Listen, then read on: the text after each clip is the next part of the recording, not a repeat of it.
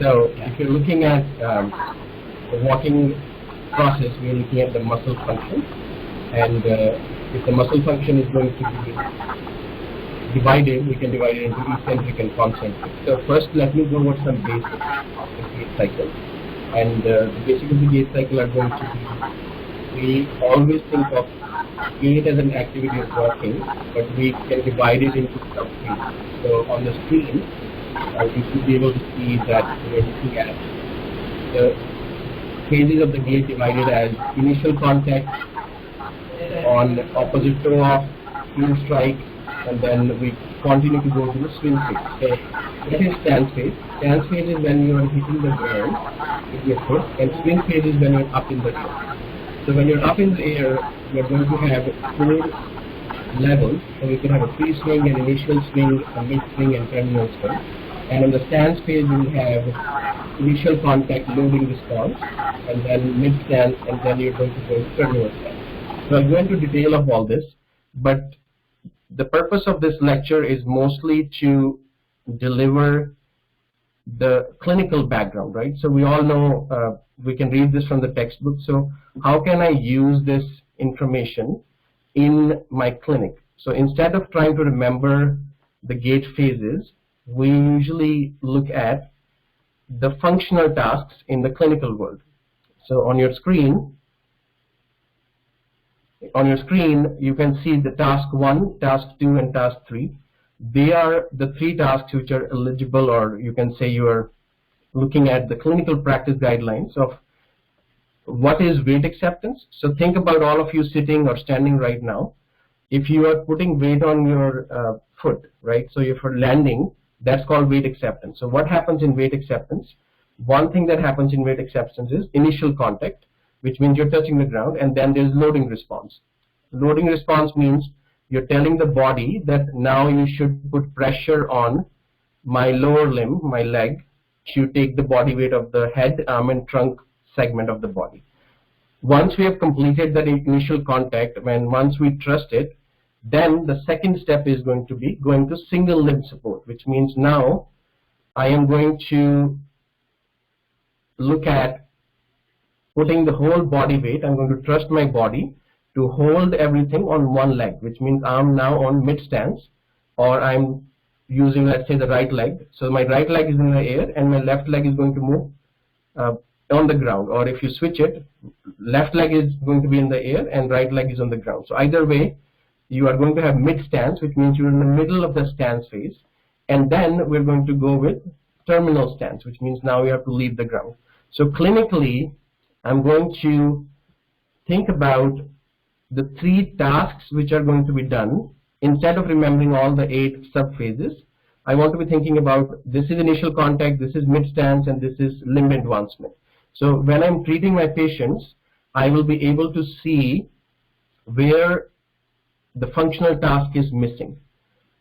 So if you think about gait and think about one of the analyses we will do, the first analysis you will do is look at the gait. And that means you're looking at one cycle. So for example, if I'm standing right now and I hit my, I'm using my hands, obviously you can see it better.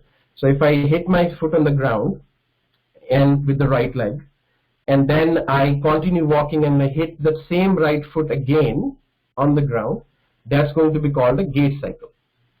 In the gait cycle, we'll have a step length and a stride length. So step length is going to be when I'm using, so if you look at my hands again, step length is right to left heel strike. When I'm saying I have a stride length, then it's right to right, both together. So stride length and step length clinically, if you look at the next slide, is going to be, I've highlighted for you in a different color. So think about this patient walking, and red color is their right foot and green color is their left foot. So if they are walking on, in the picture you can see what we call a gait right mat in our clinical gait analysis lab. And when they're walking, it's basically their imprints of their foot being presented on it, and they're able to look at how the step length is, how wide they are, what is the stride length. And in a clinical laboratory or lab setup, that's a very useful thing to have. We can have patients with Parkinson's, for example. I know the topic is musculoskeleton, but think about Parkinson's. They have fascinating gait, which means they have shorter step length, which move faster. So having them on a gait-right mat, we can see they are different in step length based on how the mat is going to draw the colors or the pressure.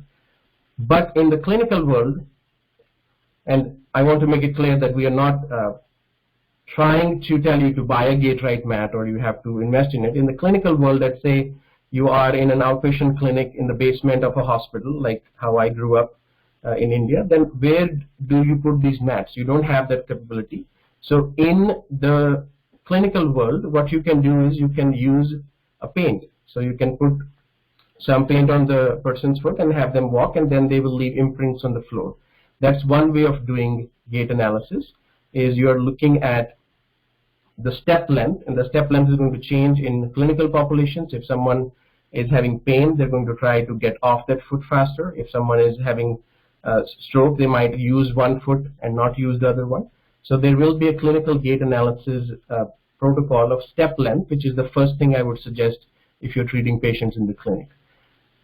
One thing which is very useful if you're looking at the process of the gait analysis is a lot of times we see students or new physical therapists walking with the patient to try to see what their gait is looking like. Okay, that is going to be a little bit confusing, because if I'm having someone walk right next to me, how do I know what is their gait purpose in their frontal plane or front view or the back view?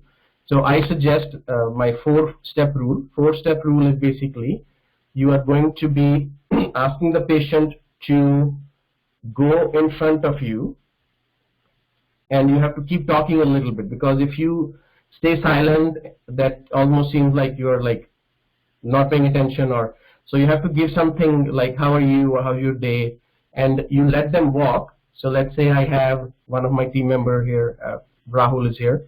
So Rahul is walking, and he's walking in front of me, and I'm counting his 4 steps. So the moment he gets his 4 steps, then I start walking. And the reason the 4-step difference is there, because if you look at my eyesight, I have to look at his ankle, his knee, his hip, his trunk. So if I'm too close, it's almost like driving. If I'm too close, I will not be able to see him. If I'm too far, then also it's not going to help.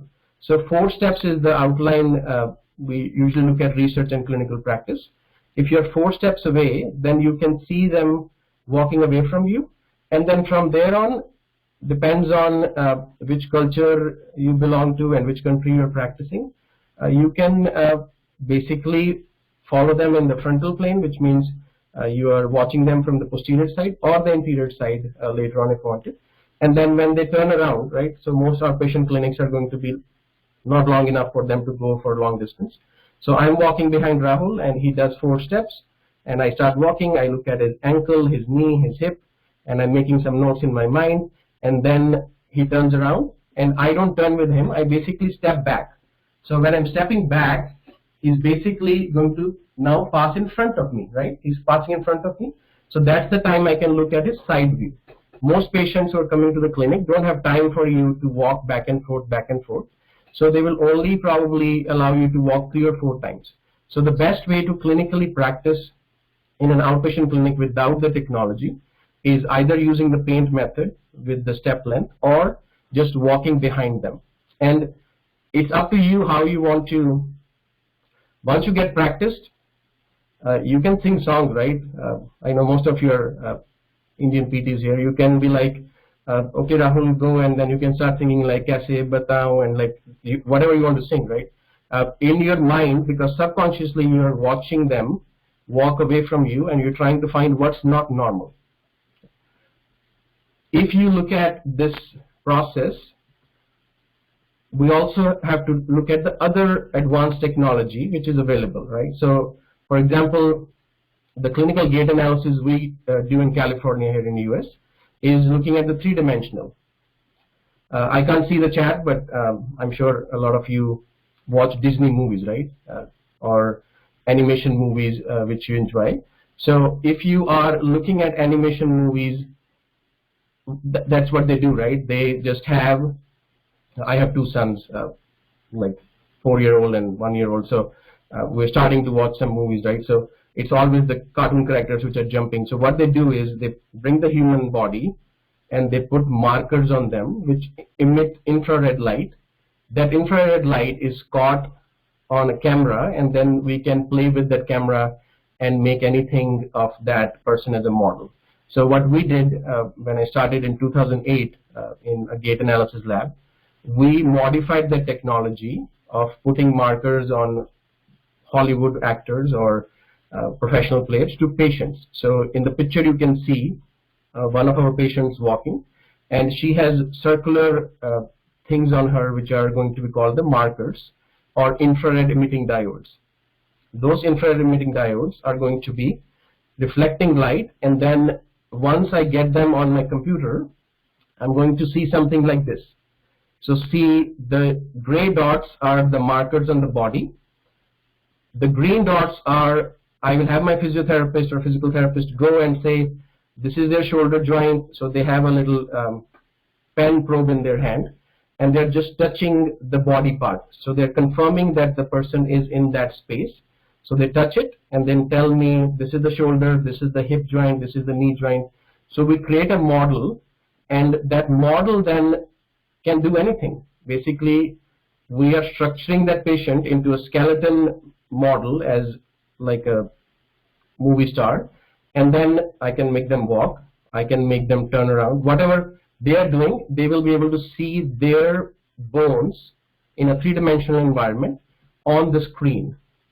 And that's what is called gait analysis. So if you're attending this talk thinking about, okay, what is the hype about gait analysis, what it is, I'm going to show you both sides. So this is the advanced side where we can have the patient come in and they will put the markers on them, and then we do functional activities, and we can do research on it, we can do clinical analysis on it. But if that is not available, we can also look at the other method, which is going to be more based on training your eye. You train your eye, and then you make sure you get the patient what they need. If you're looking at the basic principle of walking, and we can do a quick exercise with all of you. Think about what is the mechanism of walking. Right now, if I'm sitting or standing, you will go lean backwards a little bit and try to go on your heels. So if you're looking at your heel here, so if you're on your heels, if I keep going backwards, what will happen? I'll fall down. I'll just fall backwards. But what are the muscles which are going to help me stay interiorly? Which muscles are going to help stay interiorly? So think about you're going backwards, and then there's a picture on the screen. If one of our live classes we did in person for our participants who are there. So if I'm going on my heels and no one supports me, then what would happen? I'm going to fall down. But my muscles are like, no, no, no, we will save you. So the interior muscles which are in the front of my body will bring me forward. To think about this concept, think about what a rocking chair means, right? So you're sitting on the chair and you go backwards and forward, backwards and forward. So when you go too far backwards, then the momentum brings you forward. When you go too far forward, then the momentum brings you backward. So gait is literally like rocking chair. It is going to show you how your interior muscles are going to help you bring you forward when you are on your heels. And those interior muscles will be, and you can help me in the chat. So tibialis anterior, it will be your interior muscles on the knee joint, will be your quadriceps, and will be the interior muscles on the hip joint, abdominals, and even the trunk. So at heel strike, rather than trying to remember everything, which muscle is acting and how they're doing, you just think that the interior muscles will work at heel strike. And when you are going on the other side of the rocking chair, so now think about, I was back on my heels and my interior muscles pushed me forward, and now I have to go to the next step. So the next step, my posterior muscles are going to be the one which are going to focus and give me that next step. So at heel strike or your first contact, you're looking at interior muscles. At your toe off, when you're leaving the ground, you're looking at the posterior muscles, which are going to be your gastrocnemius, your hamstrings, maybe a little bit of your back muscles. They are making sure that you leave the ground and go to the next level. So just a quick recap almost. We can do fancy gait analysis. That's really good. But you don't have to put markers and EMG to get the muscle function. All you have to do is use the rocker function, or think of it as a rocking chair, and you can then simulate the activity of gait in that perspective and have the patient perform that activity to see if they're weak or strong. So one of the things I do in the clinic is I have the patients come in and I ask them to go on their heels, and I ask them to lean backwards only 10 to 15 degrees, and then I ask them to come forward, and then you can see where they're compensating, which muscles are weak, and that usually helps them. So in order to move forward with the lecture, I have divided some functional gait deviations, and before we go into it, you just have to promise me that you will follow a template to understand it.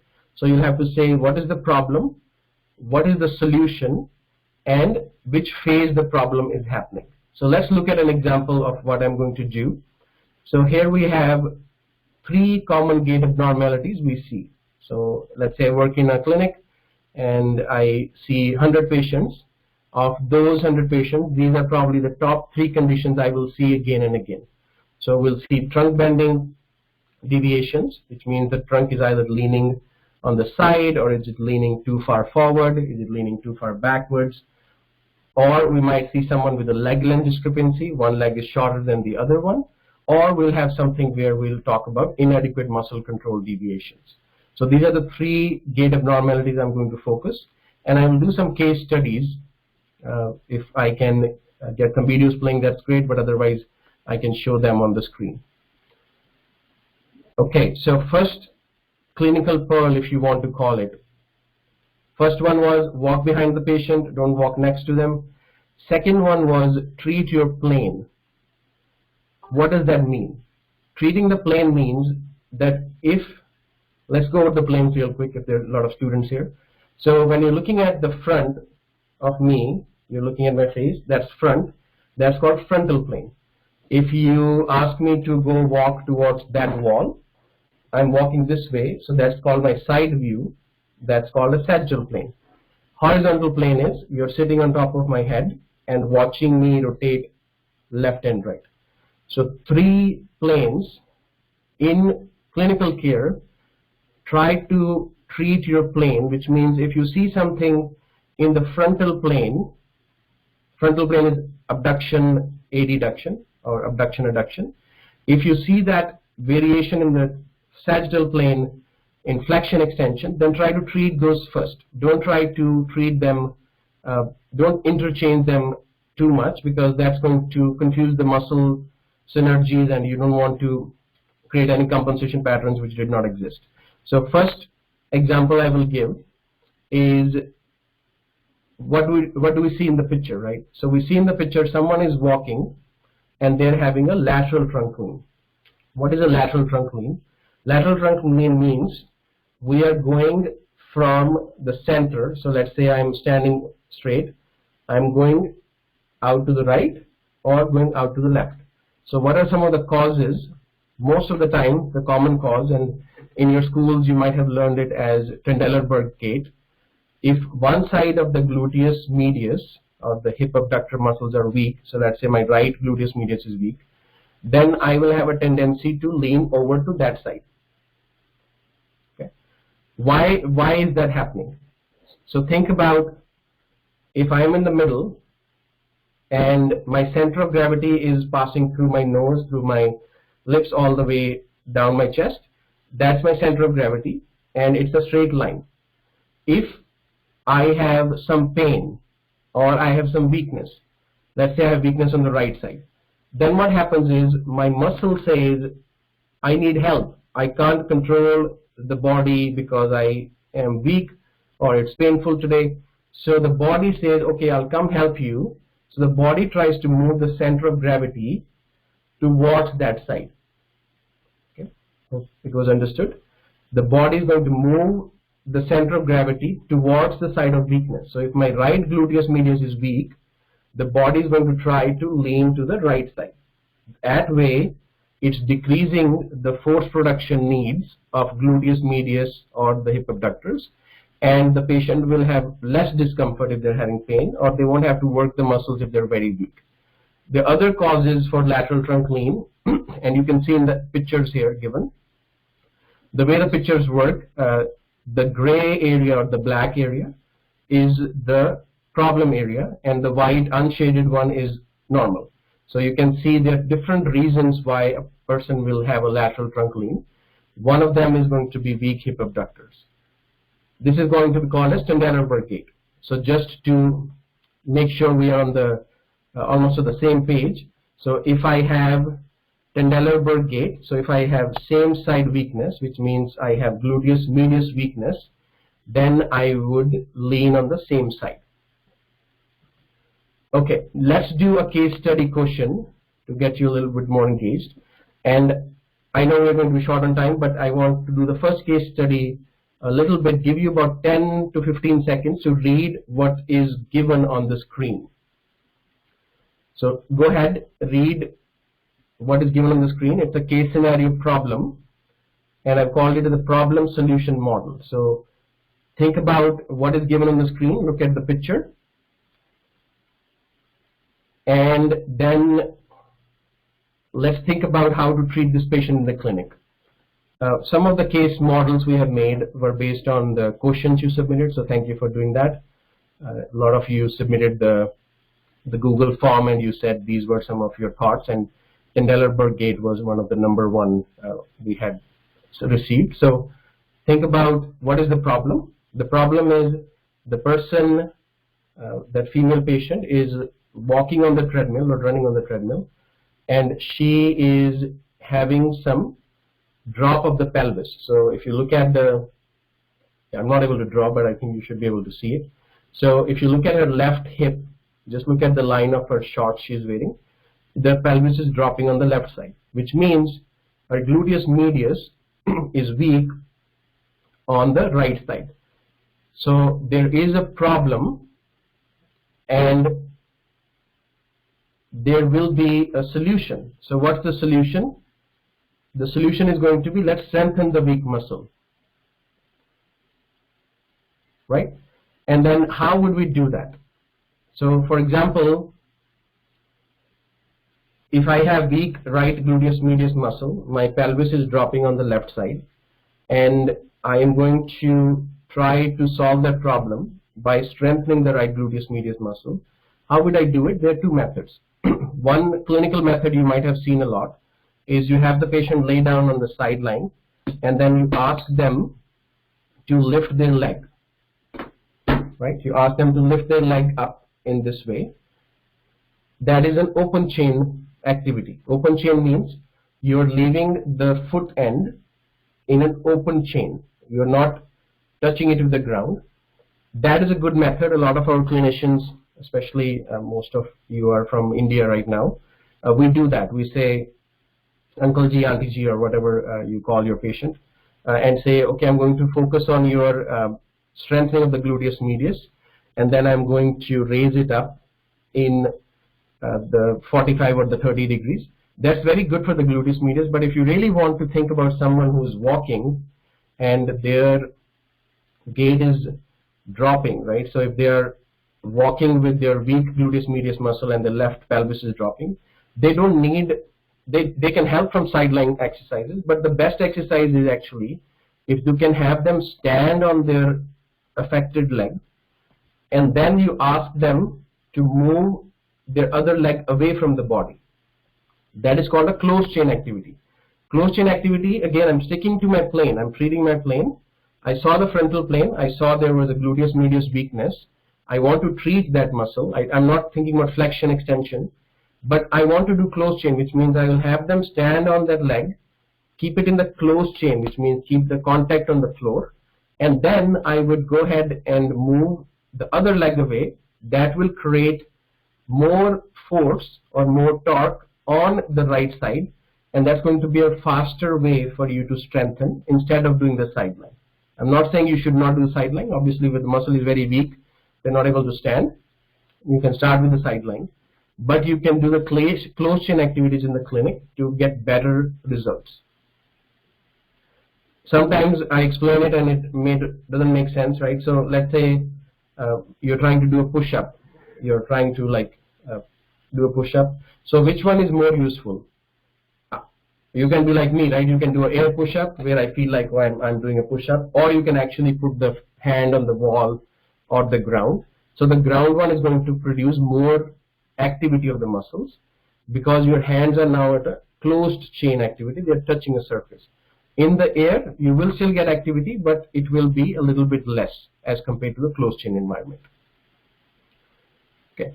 If you have any questions in the chat, I'm happy to try to look at them. It's a little slow, but I can read a little bit. But we have some team members, some licensed physical therapists, all from India, but they are in the US right now. And I think you can see their names. Rahul Shah is here, Ekta Trivedi is here, Akansha Sharma is here, Ravneet is here. So anyone who has the NPTFF name, they're usually a team member, and you can ask them any questions. They have heard these slides probably 20 times in their past few years. So let's continue, but keep in mind problem solution model. So there's a problem and you're going to find a solution. If I had to change it a little bit, let's say the patient was walking with that lateral trunk lean, and in that lateral trunk lean there were going to be weakness of the gluteus medius. But what happens if there was a weakness of the posterior muscles or interior muscles? So once you understand the concept that the center of mass of the body tries to reach out to the side of the weak muscles, then you can answer any question on your clinical, or even if you're taking a practice like a licensing exam, you can do that. If you have a forward lean, that means my interior muscles were weak. They were like, okay, come help me, I can't go forward. A lot of you see the knee to hand skate in our clinics where you are keeping your hands on the knees because they're trying to help the quadriceps. So if there is a forward lean, that means the center of mass of the body is going forward to help the weak muscles. If there is a backward lean, then what does it mean? It means that now the gluteus maximus is weak, the posterior muscles are weak, and they are now asking for help. Now the center of mass has to not go sideways, it has to go backwards, right? They were standing here, the gluteus medius muscle was like, I'm weak, so they have to go backwards. So if you see someone walking with a backward lean in the clinic, that usually means they have a gluteus maximus weakness. If you see someone having a forward lean in the clinic, you might assume that they have a forward trunk lean or due to the quadricep weakness. Okay, I have some pictures for you. You can relay it. I will have them sent to you if you want slides through Dr. Sagar Naik, and he will coordinate that if you need. But the pictures usually are going to be highlighted as the black area showing the deviations. On the top part of the screen, you can see there is a backward trunk lean, and in the bottom part of the screen, you can see a forward trunk lean. All right, so number one concept, I would say a summary of that is going to be, if there is a patient who is walking with a lean of the trunk, forward lean, lateral lean, or backward lean, that patient's lean is usually caused by the weakness on the same side of the muscle. And how would you treat it? You will strengthen that muscle. Can we treat it by doing an open chain or a closed chain activity? Both of them you can do, but closed chain activity will be better than the open chain activity. Great. So let's move on to the second concept. If you have questions, keep asking them in the chat. The second concept I'm going to do is talk about range of motion.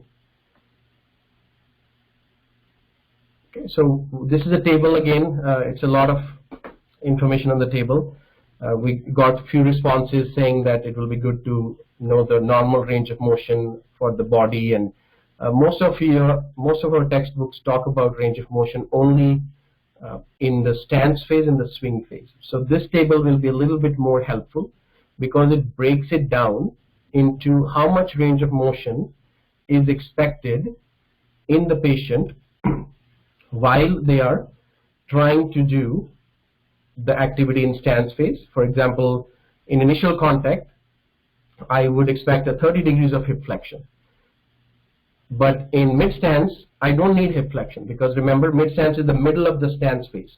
They're not going forward, they're not going backwards, they're right in the middle, they are perpendicular to the ground. So I don't need hip flexion at that time. So if you want a breakdown of the range of motion, you can use this table. 30 degrees of flexion is required initial contact at the hip, then it goes to 25, then it goes to 0, and then at the terminal stance, which means now I'm leaving the ground, I need to move my hip into extension.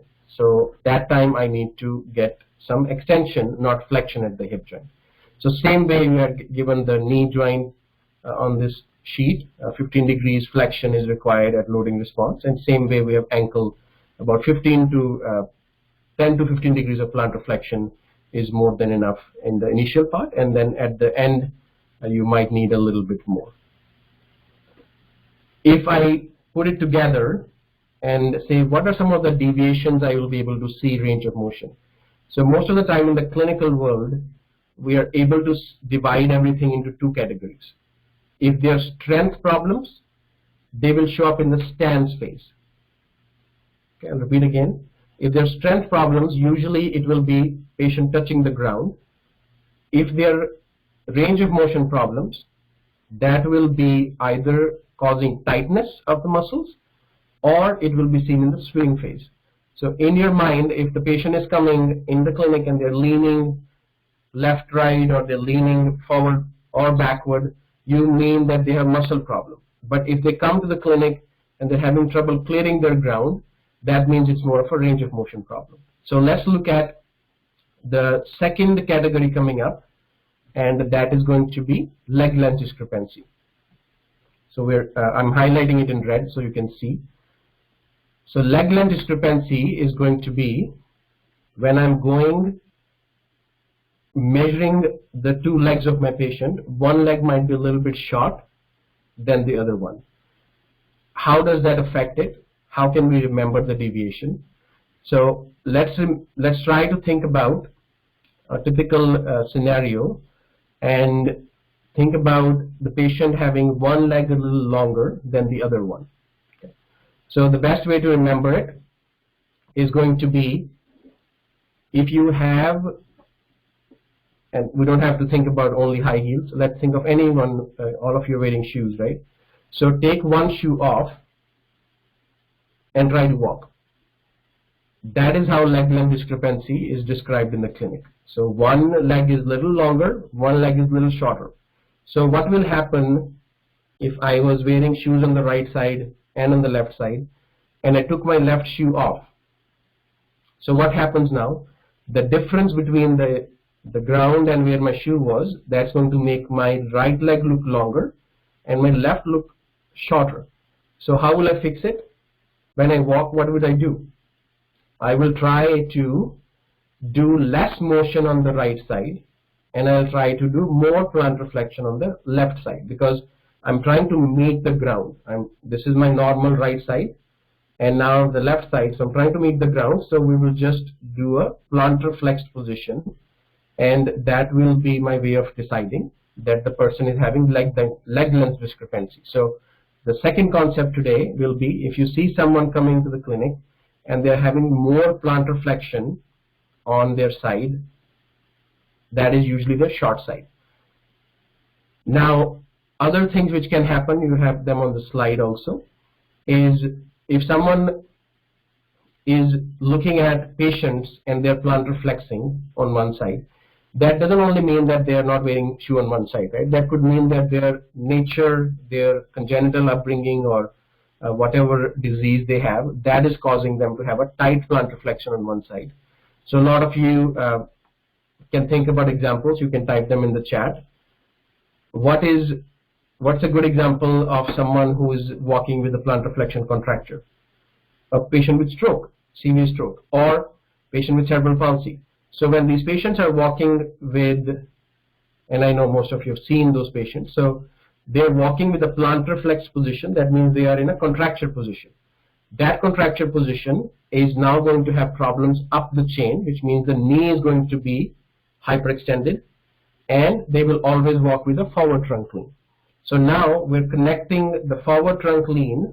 We earlier said that it was only because of the quadriceps weakness. Now we're saying a plantar flexion contracture can also cause a forward trunk lean. So how do we check the what do we do in terms of checking and confirming those in the clinic? So it's all good to learn the theory, but how can I confirm it in the clinic? I can confirm it by doing special tests. So till now we talk about the Trendelenburg test, which is the first one given here. In the Trendelenburg test, we said that there was weakness of the gluteus medius, and there was a pelvis drop on the opposite side, and there was a trunk lean on the same side. So if it was right gluteus medius weakness, the trunk lean was left, and the trunk lean was right, and the pelvis drop was left, same side trunk lean. Now I'm doing a second special test, and that's called a Thomas test. So what's a Thomas test? Thomas test is used to check the flexibility of the hip flexors. So all of us staying at home, right? Most of you are sitting when you're at home, like I'm sitting right now in front of the computer. So what happens after a while? Your hips are flexed for so long. So if your hips are flexed, that means you're going to have a Thomas test positive, because your hip flexors were very tight. When your hip flexors were tight, that means when I get up, I'm not able to do the normal motion. But how can I test it? So let's do the second case study or case scenario. Oh, I only have three. I know some of you might be needing to leave soon. So case scenario 2 is, it's called a problem, phase, solution model. See, the first one was problem and solution, and now I added a phase in it. If a patient comes in and they are looking at a Thomas test, you can see in the picture, we ask them to flex their one knee and then leave the other hip relaxed. If their hip was normal, not tight, then it will stay in touch with the bed. If the hip was not normal and it was very tight hip flexors, then you can see the white arrow on the second picture. The hip is not touching the ground. It is staying up in the air.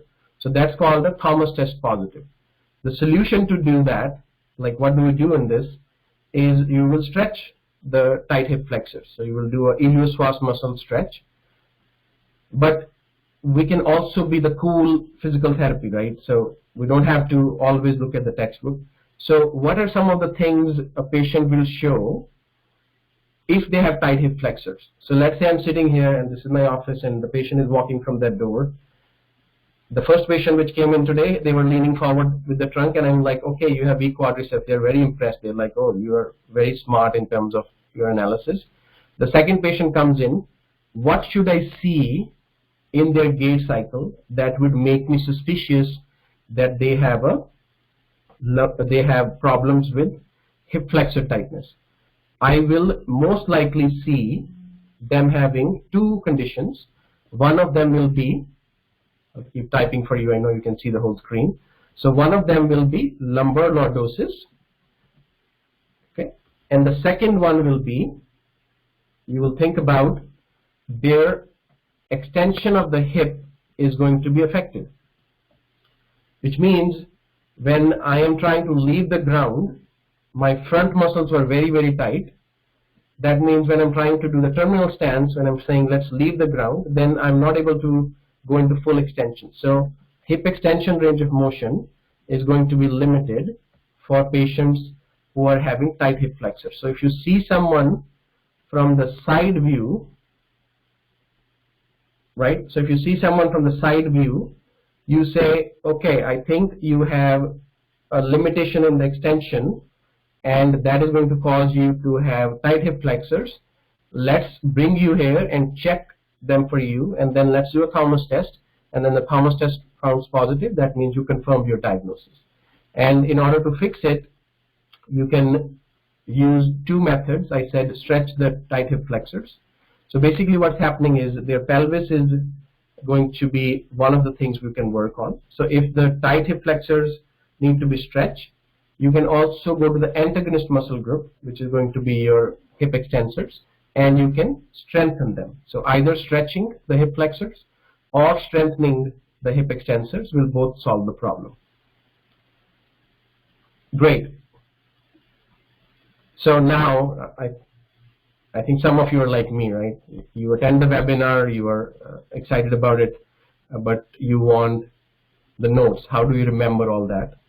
So the two things I've covered so far, I've covered a frontal plane problem, right, left lean, and I've talked about the importance of strengthening the muscle.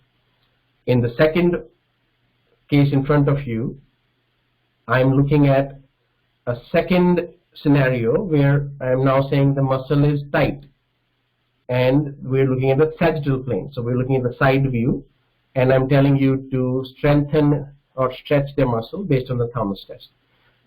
If you're looking for notes, if you are like, I don't remember the muscle function and all those things, I will be giving you these notes later on also if you need, but you can see it on the screen live now, that you always remember the muscle function on when they're working concentrically and when they're working eccentrically. So concentrically, they might be working, let's say the hamstrings is a good example. What is the function of the hamstrings? They are knee flexor. So when I need knee flexion, they're going to work concentrically. When I need knee extension, they're going to work eccentrically. So rather than trying to memorize all the muscles for your clinical practice, try to visualize it. Try to think about what the muscle is doing and try to think about when they are going to be activated. So the muscle group is given, eccentric contraction is given, concentric contraction is given.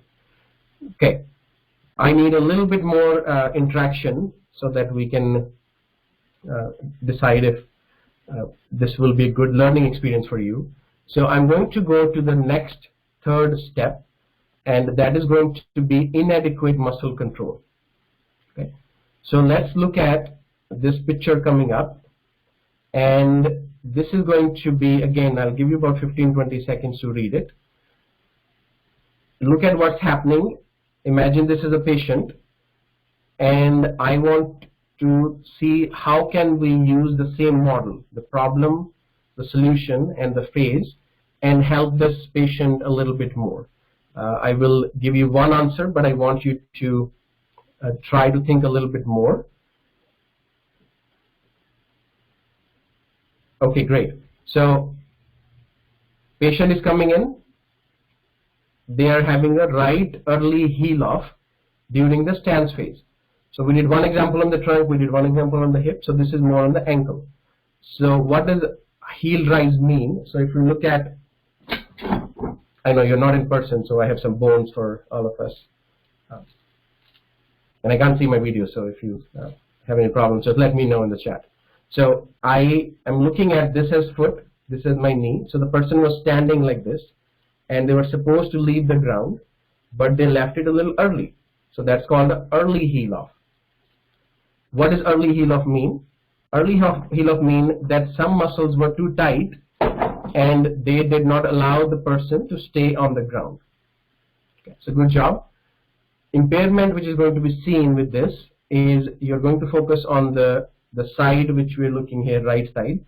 So instead of waiting till the last moment to leave the ground at terminal stance, your gastrocnemius muscle almost gets too early in terms of shortening and then pulls the heel up before it was supposed to do it.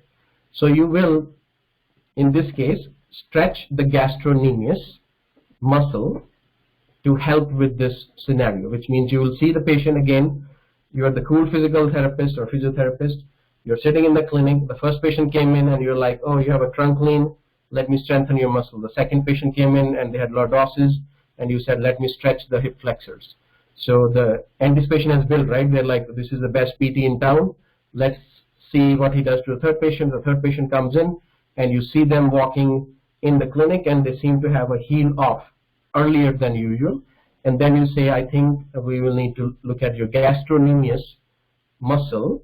And if you do, you're going to have them lay down in supine position, and then you're going to try to get their passive range of motion in dorsiflexion, and they're going to be very tight. Most of the patients who do this are going to be diabetic, so diabetic type 2. And then you will just stretch their muscles and get them to do gastrocnemius stretch. The best way to do that is have them stand in front of the wall and then lean into it. But you can also passively do it if you think it's very tight as a physical therapist. What else we can do in this condition? Any muscle which is in the posterior chain will have to be stretched for the patient to be able to go into the next phase. Great. So another chart for you if you want to review it, if you are a BPT student, especially in the 4th year or 3rd year, and this is very new to you, we are giving you a chart on what I'm talking about. So usually the muscles I'm talking about are listed in blue. So for example, I have the calf muscle, that's a muscle group, and then this is the muscle group of all the muscles. So gastrocnemius soleus, flexor digitorum longus, flexor hallucis longus, and posterior tibialis or tibialis posterior. And they work eccentrically when you are doing foot flat, and they work concentrically when you're doing ankle plantar flexion or heel off. So that's one way of remembering your muscle action, is by dividing them into the muscle group first and then remembering eccentric, concentric action. And I also have the tibialis anterior on the top, eccentric, concentric, and then just to complete the lecture in terms of the muscles, we also have the quadriceps and the hamstrings. So I kind of gave you that hint earlier. So you can compare notes and make sure that you are comfortable with these two muscle groups. Okay, so the last part of the section is going to be dealing with prosthetics. As Dr. Naik earlier mentioned, that I'm heavily involved with amputees, both in terms of my contributions here in the United States as a pro bono clinic. Pro bono means free, so we treat patients free over the weekend sometimes. That is going to be, I often meet physical therapists from foreign trained countries or non-US countries, and we tend to think that prosthetic devices are very rare in India. But I also travel to India multiple times, and I teach courses to the American students. I wish I could teach the Indian students like this. But when I teach the American students, we do see a lot of people who got the prosthetic device, right? So India is by far one of the best countries in making cheaper, more durable prosthetic devices. But the physiotherapist may not have been informed that the person needed gait training. So one thing which you can take from this lecture is, if you treat patients with prosthetic devices, I would like you to think of them as prosthetic devices which have been given to them in replacement of their leg. An amputee or someone who got diabetes and their foot got cut, or a lot of you probably see soldiers or military in your clinics, they lost an arm or a leg. So when you are seeing them, think of the replacement, and the prosthetic device they are going to wear is going to have same structure. It's just going to be a little bit different. So for example, I have one socket of a prosthetic device here. So this is what they would usually wear. So think about when they're wearing it. Instead of the muscles, they just have walls, right? So there's a wall on the lateral side, there's a wall on the medial side. So they usually just walk the same way as a patient would walk who had weak muscles. So in this picture, you can see a patient named Jim, 60-year-old, leaning to the right side. But if you zoom on it a little bit, you can see that they're wearing a prosthetic device. So from a distance, what comes to mind when you see a lateral trunk lean? Right? By now you know that a lateral trunk lean was due to your weakness of the gluteus medius. But this person has an above knee amputation, which means their knee was cut, their femur was cut, so none of the bones are left. So they have an artificial prosthetic device. And when they're leaning to the lateral side, if your mind is saying, oh, it's a weakness of the gluteus medius, but when you go closer and you're like, oh, they don't have a gluteus medius, that means their prosthetic device they're wearing, that prosthetic device, when they're measuring the length of his leg, they just made the wall, the side part of the prosthetic device, a little lower. So just like a weak muscle, now the prosthetic device is saying, hey, I need help. I can't control it. So what does the body do? Body says, my center of mass, the same way I used to come to your help for weak muscles, I'm going to come to your help for your low or inadequate wall, and I'm going to lean to that side to make it easier for you. So low walls are the same thing as muscles being weak. So if you see a prosthetic wearing person and they again come to your clinic from that side, and you see them leaning over the lateral side and they say they're wearing a prosthetic device, you just tell them that they need a little bit of an adjustment on the prosthetic device, and that will help them walk better. If they're walking, remember the second scenario we did, it was a Thomas test and tight hip flexors. So you think about, okay, Bhupinder said that anyone with the tight hip flexor is going to have lordosis. Patient comes in, they have lumbar lordosis, and you check them, you say, okay, you have tight hip flexors. They're like, oh no, I don't have hip flexors, they were cut out. So then what you think? You think, okay, maybe their interior muscles, so now instead of interior muscles, their interior wall is probably too high. So instead of being too low, now it's too high, which is causing them to almost have discomfort, and they're trying to stay away from it. So if a tight muscle was going to cause a deviation, in a prosthetic device, a high wall is going to cause a deviation. So when you're looking at your skeletons in your clinics, think about the high walls and the low walls as two ways to differentiate, but it's literally the same thing. They're the same common people who just have a replaced leg. It's still their leg, it's just not a muscular leg. So just to wrap up, we just have a couple of tables for you to look at, and these are from any DPT, BPT education usually uses the red O'Sullivan book, the physical rehab. So this is a modified table from O'Sullivan, and it's literally repeating and summarizing everything we covered today. Let me go over it one more time. So I said stance phase, which means your foot is touching the ground. There was a lateral lean or lateral bend, and you are going to be thinking about the lateral lean as weak abductors, right? Weak gluteus medius. But if you're looking at the prosthetic causes, same thing. They just have inadequate wall on that side, or they have a short prosthetic device. So the two concepts we covered on the lateral lean are summarized in this table. Second thing, if you're looking at abduction, or let's look at the lordosis also. So if the patient was having lumbar lordosis, remember we had a tight hip flexion, and we said Thomas test was positive, and then the extensors were weak.